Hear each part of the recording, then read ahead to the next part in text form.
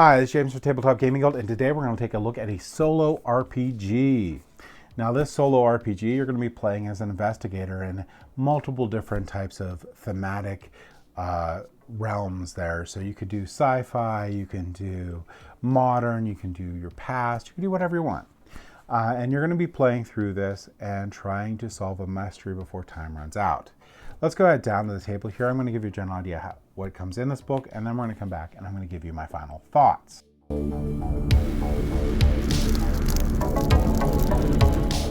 All right, so we're going to briefly go over Caught in the Rain, which is going to be a solo RPG, but can be played with other players. There's a variant in here that you can do. But basically what you're going to be doing is either way, whatever theme that you attach to this game, you're going to be playing a game of a detective game where you're going to be trying to guess what 3 cards are left set aside to win the game. Now, you're going to need 2 dice. You'll need the game. You'll need the RPG book, but you'll need 2 dice, preferably of different colors. And you're going to need 1 to 2 decks of cards. You only need the second deck of cards, which needs to match if you're doing a very hard mode of this game. You're going to be separating the face cards, so everything but the ace, into its own pile. And then you'll be including the 2 jokers, and you're going to shuffle these up.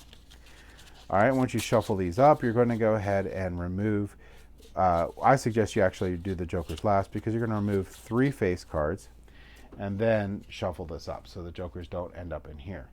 That'll be out and kept separately. Don't look at these cards, they'll be separate. So an ace through a 10, which an ace is going to be a 1 in this game, is going to be in the secondary deck, and you're going to shuffle that up. And then put these dice out for easy reach. Now, if you see me roll this, this is actually my orc set dice here for 40K. This actually means a 6. But we're going to go ahead and dive into the game. Now, this game here is going to be a solo RPG. And this is going to give you everything that you need. I'm going to teach you exactly how to play the game. I'm just going to give you an idea what this book does for you and what the game actually is. So you're going to be trying to make up an adventure, and this can have many different themes to it. So you're going to want to apply a theme. Maybe for your first game, just apply generic investigator mystery so you can start to get the feel for the game, and then you can do like cool sci-fi themes or other stuff. But this is going to basically go in and tell you what this is, what a solo RPG is, and how to do the start game part, which I went in for the materials that you need, but you're also going to need to make a character. Gets you into what a solo game is here, and this one goes into how to create your investigator. Now, in this game here, you have these actually the sheets here that you use, and the quick rules actually here is very helpful. So I actually just keep that open after I create my character, but you can copy this and you'll have your own player sheet. Fatigue's bad for you, bad things happen here, but you're going to create a name, you're going to create traits, you're going to other details, your experience, you're going to set your powers. You have 3 different main attributes. You have power, insight, we'll go over that in a second. The 3 main attributes you have is power, insight, and method. You'll have keywords. This clock keeps track of your turn here. You're going to write your clues down on here, rivals, threats, all this fun stuff. And this is where the mystery begins at. We'll get into that in a second, and that's your motivation. So you have 3 main attributes in this game here. You're going to have power, which is your investigator's strength, speed, and physical resistance. You're going to have insight. It's your investigator's logical thinking and environmental awareness. And you're going to have your method, which is your investigator's resource and creativity. Now, you're going to be assigning a strength to this for a 2, 1, or 0. You're going to base this on what you think the most proficient attribute you have is. So if you think your investigator is going to be super strong, you'll put a 2 here. If you think your investigator is going to be very logical, you'll put a 2 here instead. But you'll pick one, give a 2, pick one to give a 1, and pick another to give you a 0. And that's going to be your main 3 physical attributes, or 3 attributes, not physical attributes, that you need to look into. You're also going to create an obligation and write it underneath your highest attribute. So whichever one you pick the highest here. So there's going to a bunch of tables here. So this one's going to be on page 71 here. These tables here are going to use 2d6. So what does that mean? So if we go to page 71 here to get our thing, you'll notice it has like double 11s all the way to 66. What we're going to do is we're going to roll these 2 dice.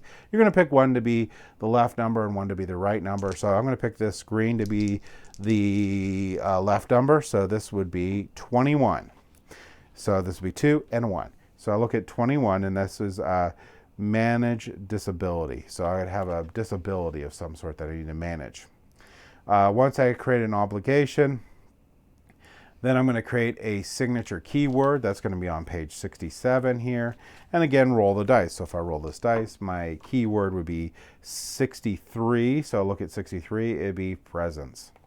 All right, then set my danger to 0, which danger is going to be in this game is going to, right here, which is going to determine whether you're going to have some threats pop out on the board. So the lower the danger, the easier it is. And now you can think of that as a way as like, I'm going in and I'm doing a casual interview for this person to get information from.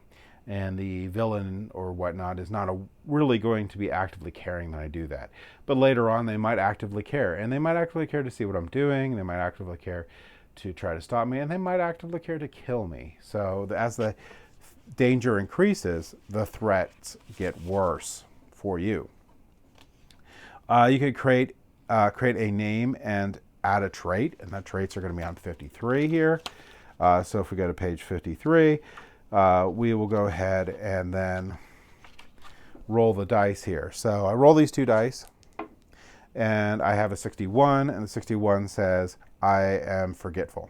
So that's that. So then we're going to jump into getting the mystery started here. So we're going to roll some dice here. So we'll roll the first dice here to figure out the location. I roll a 6. We're going to do, it's in our private reference. So the mystery begins in our private residence where a visitor has 3 perished. So we're going to have a dead body here, and we're going to start our investigation here. We'll start with a threat level of, we'll start with a, not a threat level, sorry, but a, forgetting my words here, with a danger level of 0. So we'll have this all filled out and we'll be ready to go. So we could add keywords here, so our signature keywords. These ones will actually help us out at different points of the game here, but that's basically how we're going to set this up. And we're going to go into phases for this game. We're going to go to infiltrate, locate, acquire, and escape. So we don't always end up into the infiltrate. So if there's not any threats there, we don't need to infiltrate anything. So infiltrate is all about getting where you need to go. Locate stage is when your investigator learns where to find clues at location, and acquire is when your investigator gains clues. Escape is where your investigator flees the location. So you're going to be running this in cycles. You're going to be going to different locations here, and you're going to be trying to find clues. And as the game goes by, you're going to become more fatigued. You're going to get into larger threats. Each of these have tables here that you can roll. So the inspect roll, you're going to add your danger level to it. But here, 1 through 3, everything is quiet. You make your way and start at the location stage. 4 and 5, something or someone is in your way. Start the infiltrate stage. Or 6 plus, something or someone is in your way and they've noticed you. Start the infiltration stage and introduce a level 2 threat. So you can end up having to do stuff. And then you do these attribute tests here, where you're trying to figure out if you succeed at something. So basically, when your investigator tries to progress in the investigation scene or deal with a threat, you must perform an attribute test. Determine the outcome.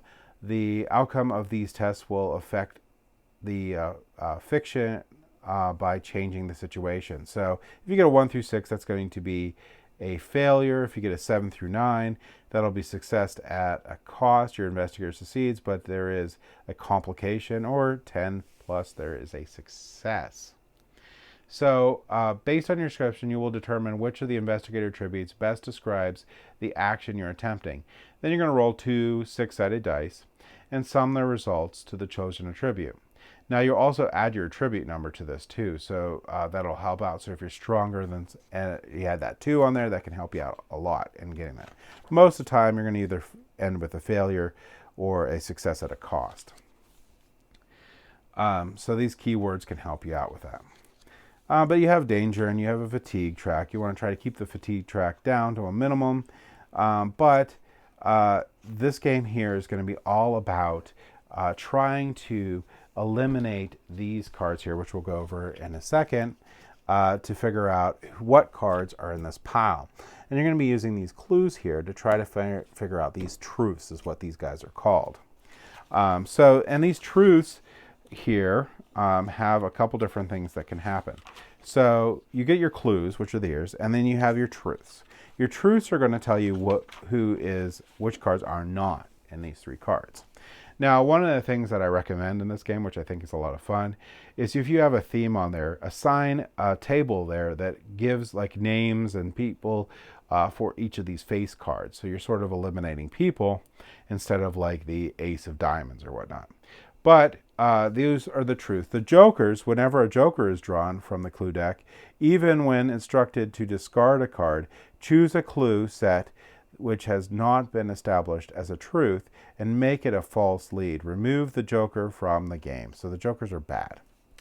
But anyway, a false lead is a mechanically a clue set that becomes a false lead and has all the cards in the set discarded. So basically you're going to lose some of your clues in the game that you could have used to figure out truths. But yeah, so there's a little bit more to this game on the way of explaining how to get into it, but in a nutshell, that's basically it. So basically what you're doing in this game is you're going on these tables and stuff, and you're going through this deck here, and you're trying to do this before you lose here. You're trying to figure out what these 3 cards are. But in a nutshell, that's going to be Caught in the Rain. Let's go ahead back up to the table here, and I'm going to give you my final thoughts on this game.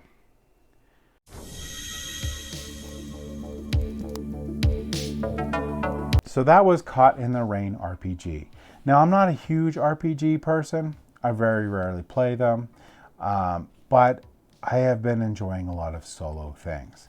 Now, this game here is going to be sort of like the idea of Clue here. You're going to have 3 different cards in there, and you're going to be trying to guess what they are before time runs out.